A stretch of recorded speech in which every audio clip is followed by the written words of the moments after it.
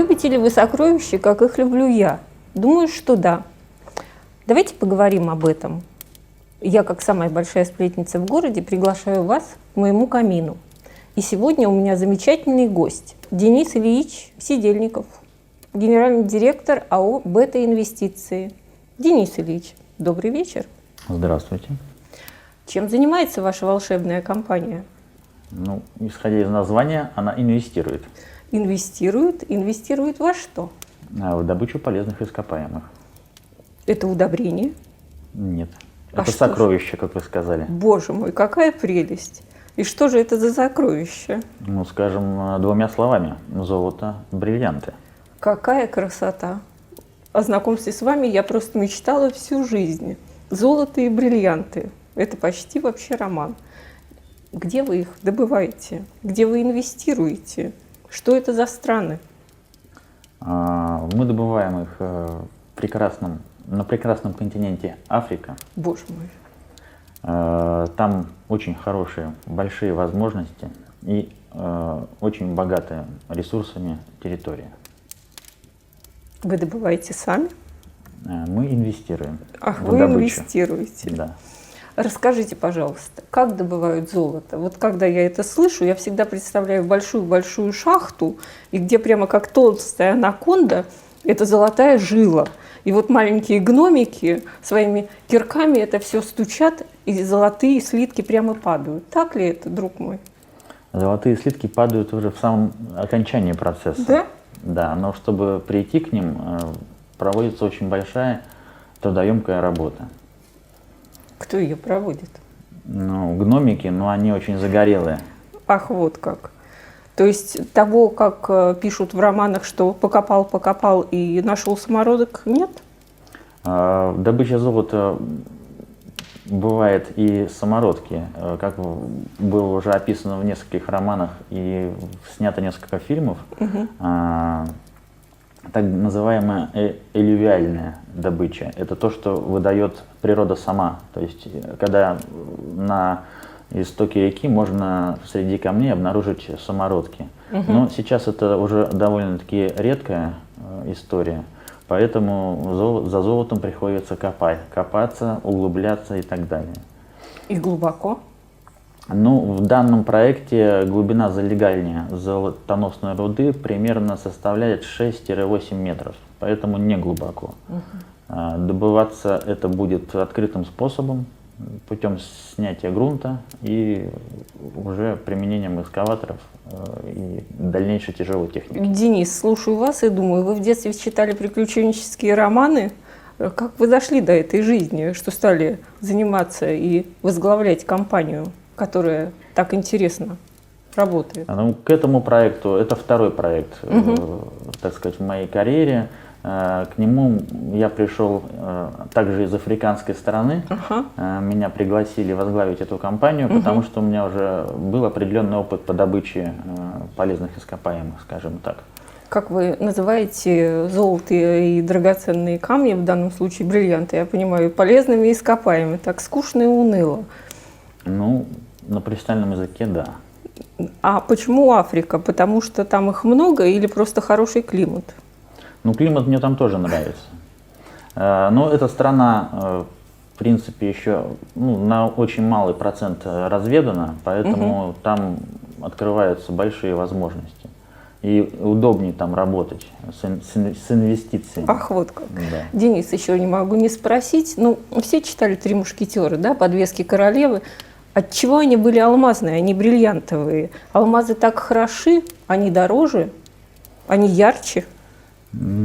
Нет, в природе добывают все-таки алмазы, а потом уже путем работы гранщиков, ювелиров, они становятся бриллиантами. Поэтому в те времена, когда снимался фильм «Мушкетеры», когда описан Александром Дюма данная история, гранка алмазов все-таки это самый твердый камень в природе.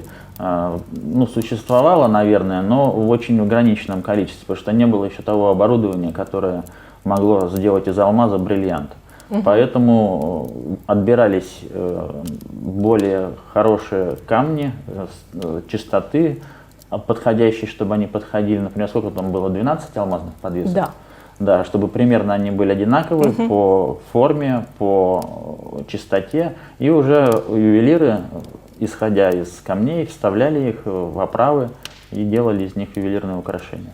То есть, принципе, так. в общем-то, они не очень и сверкучие были, если взять современные бриллианты. Я думаю, что у королевы они были то, что надо. Да? Да, потому что в природе алмазы бывают разных форм, скажем так. Вот. Также их добывают и путем углубления в землю, находят кимберлитовые трубки, и, наверное, все видели, как в Южной Африке или у нас в Якутии такие воронки делаются. Но также существует добыча и полупромышленная, и кустарная. Соответственно, каждый, кто во что горазд, так и добывает, в принципе, алмазы. Потому что для больших объемов нужна, соответственно, большая компания, много-много денег. Это очень трудоемкий и очень дорогой процесс. Вот. Ну, как прекрасно сказать, да, у меня есть алмазные копии, боже мой, как звучит музыка для уха на самом деле. И тогда вопрос такой, вот что же лучше покупать? Вот захотелось во что-то вложить денежки, что купить, камушек или украшение? И каким должен быть камушек, чтобы инвестировать в него? Ну, камни для инвестиций подходят, наверное, больше. Но, это если сравнивать с украшениями. Вот. Для того, чтобы инвестировать в украшения, у данного изделия ювелирного должна быть какая-то история своя. Либо определенный мастер, либо предыдущий владелец. То есть то, что создает ему цену. Купить, пойти в магазин украшений сейчас не представляется каким-то большой проблемой. Даже если там большой камень? Ну, большие камни, они делятся на разные. Есть камни инвестиционные, да, которые получаются из алмазов, а есть камни ювелирные. Ну, я про бриллианты в данный момент говорю. И есть технические. Все это добывается, в принципе, скажем так, с одной шахты. Вот. После того, как вы их добыли путем там промывки грунтов и так далее, через определенные машины, мы не будем, наверное, в технические подробности, да? Вас это не интересует. Нет. Потом идет сортировка этих камней, да? Камни сортируются по 4 критериям. Но основные, конечно, это его размер.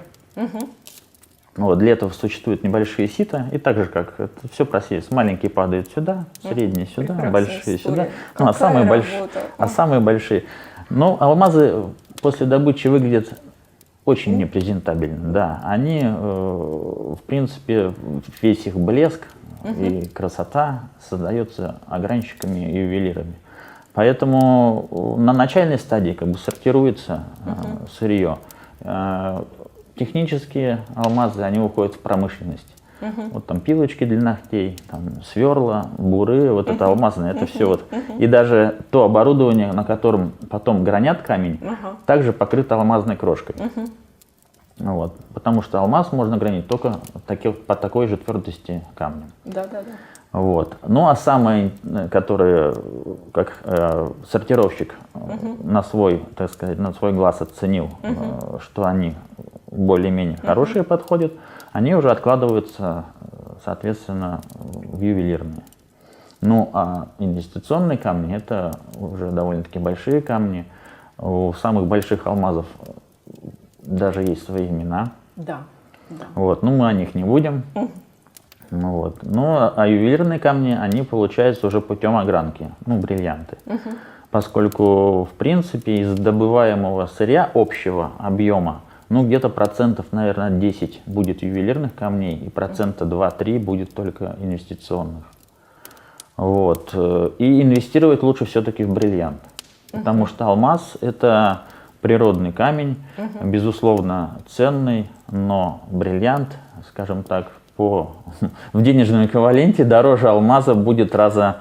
Наверное, поэтому они и лучшие друзья девушек. Безусловно.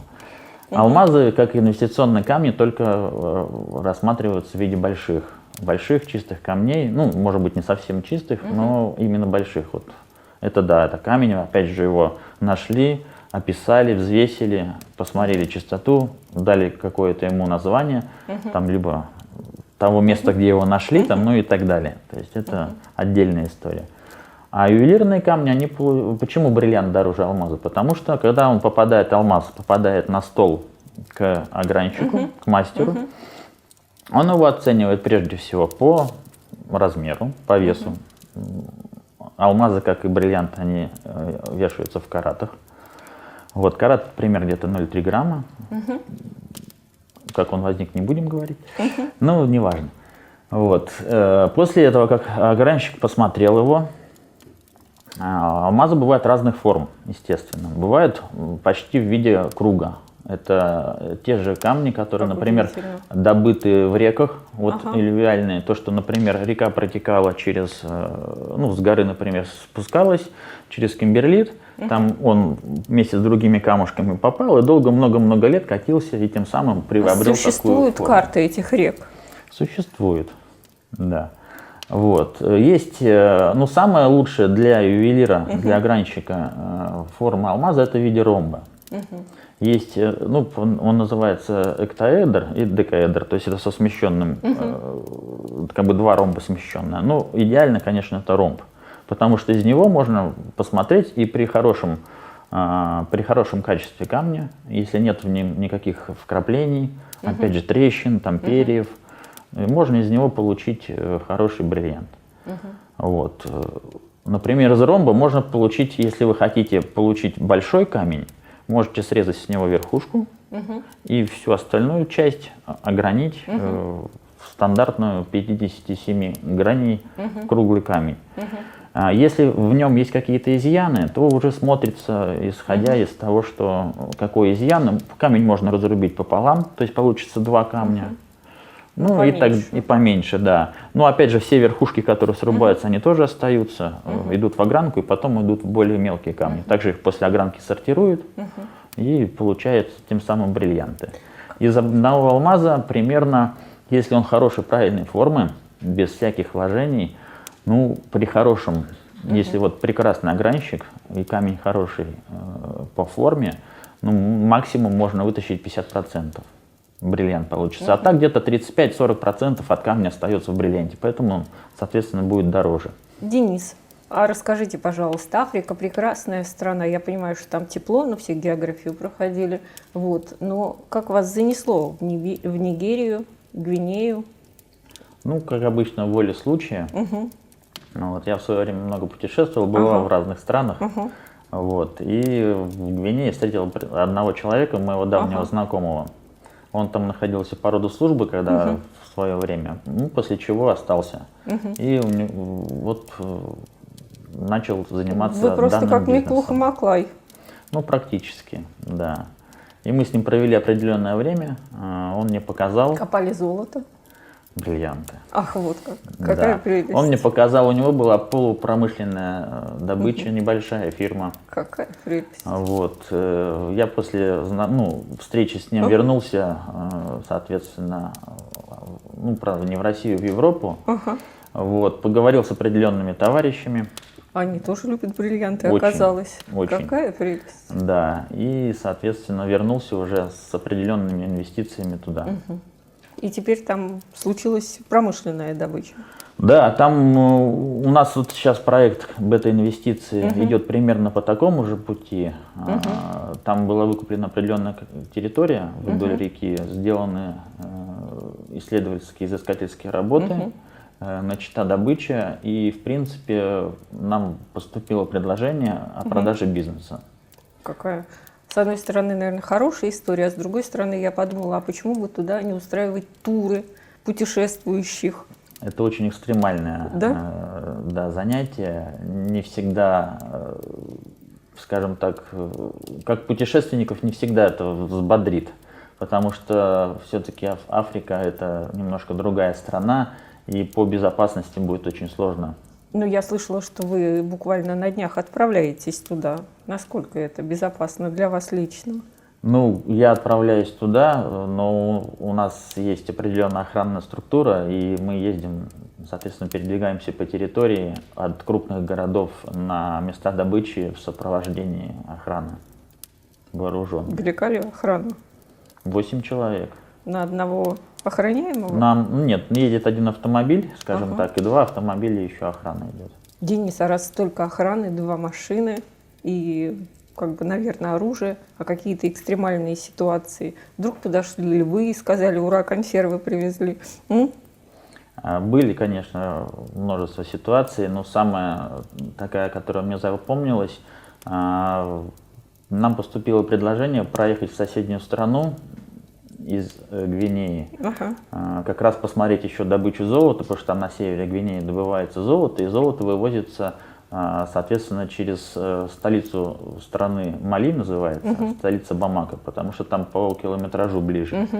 Вот. Но и на границе с Гвинеей есть в Мали тоже определенные залежи, там тоже алмазы добывают местные жители. Но там все очень запущено, и вот нам поступило предложение поехать посмотреть, какие у них там камни. Ага. Вот. Мы предложение приняли, в принципе, ничем не рискуем, почему бы не посмотреть. Приехали в определенную деревню, там вождь деревни, племени, я бы сказал, да, вот это именно племя, там дико все, асфальта нет, везде это красная глина, деревья. Они в перьях, в травах? Есть, да. Поскольку Гвинея, в принципе, она была под французским протекторатом, и французы оттуда ушли, по-моему, в 60-х годах, франкоязычная страна. Мали, соответственно, там был англоязычная, но тем не менее. 10% в Гвинее людей католики, а все остальные мусульмане. Поэтому, в принципе, одежда у них как у мусульман. Белые халаты, белые штаны. Вот, так приехали мы в Мали, в одну из деревень, к вождю. Ага. Вот, у него такая мазанка, типа, как у нас на севере юрта, у них такая мазанка из глины. Чтобы туда зайти, надо почти на коленях пройти. Вот. Мы туда зашли, сидит такой импозантный мужчина, черного цвета, естественно, в белых в этих одеждах, не совсем чистых. Мы сели, здравствуйте, здравствуйте, сели на циновки, там, в принципе, из мебели ничего не было. Такие синеглазые белые люди. Да, он сидел, вот у него был такой небольшой столик, вот он в этом халате сидит, там сзади, наверное, его какие-то помощники сидели, и на столе лежал такой большой спутниковый телефон, прям большой-большой. Вот, и он из своего вот этого халата достал вот эту вот горсть, что у него там было, ко мне вывалил на стол. У нас были с собой кое-какие приборы, мы посмотрели, камни были большие, но качество было плохое, соответственно, они были мутные, нас они не заинтересовали. Вот. На что вождь племени очень сильно обиделся, да, и мы поняли ситуацию напряженную, быстренько раз откланялись и решили ретироваться оттуда. И на обратном пути, когда мы уже садились в машины, из разной растительности стали появляться лица не очень добрые. То есть они подумали, что мы все-таки, наверное, приехали туда с деньгами сразу и обязательно должны были у них это купить. Вот. После этой поездки мы выяснили, что эти поселенцы, деревенские жители не брезгуют человеченкой. Боже мой. Да, поэтому, когда уезжали, нас, наверное, хотели оставить на шашлык. Но поскольку у нас все-таки была охрана, пришлось пострелять в воздух, тем самым мы уехали. Вот такой вот экстремальный. А вы такие мягкие случай. И сочные. Да, беленькие. Правда, там загорелые уже, но не такие, как они. Бывали случаи разные. Денис, а об этой инвестиции Россия, Африка, это какие-то очень крупные проекты? Это интересно России, интересно Африке или интересно лично вам? Меня пригласили в этот проект, потому что у меня был опыт подобный уже в Гвинее. Это инвестиции в Нигерию. Это очень интересные инвестиции для российских компаний, скажем так. В учредителях этой инвестиции 2 российских юридических лица, которые, в принципе, и занимаются инвестициями в геологоразведку и в последующую добычу. Опять же, есть 2 сценария, в принципе, у нас работы.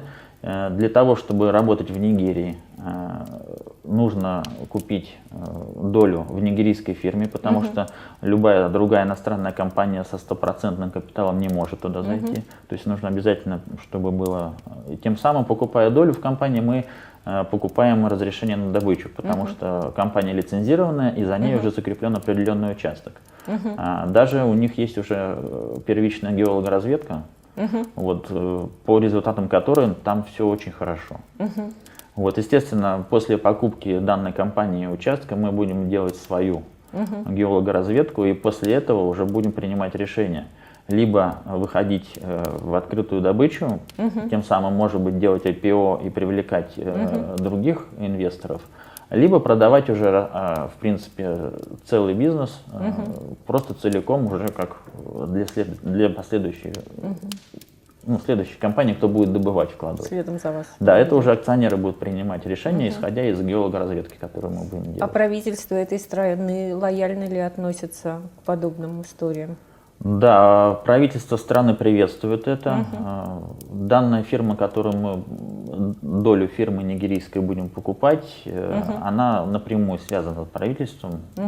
Не будем называть имен, но конечно. тем не менее они лоббируют этот интерес. Это хорошо всем. Мы будем давать работу местным жителям. Опять же, налоги, наверное. Платить налоги, конечно, да. Денис, большое спасибо, что вы сегодня заглянули ко мне болтать у камина. Мне было очень приятно и очень познавательно. Я надеюсь, что мы еще с вами поговорим на эти волнующие темы. Это был Денис Ильич Сидельников, генеральный директор АО «Бета-инвестиции», добывающий в далекой Нигерии алмазы, бриллианты и золото. До свидания. До новых сплетен.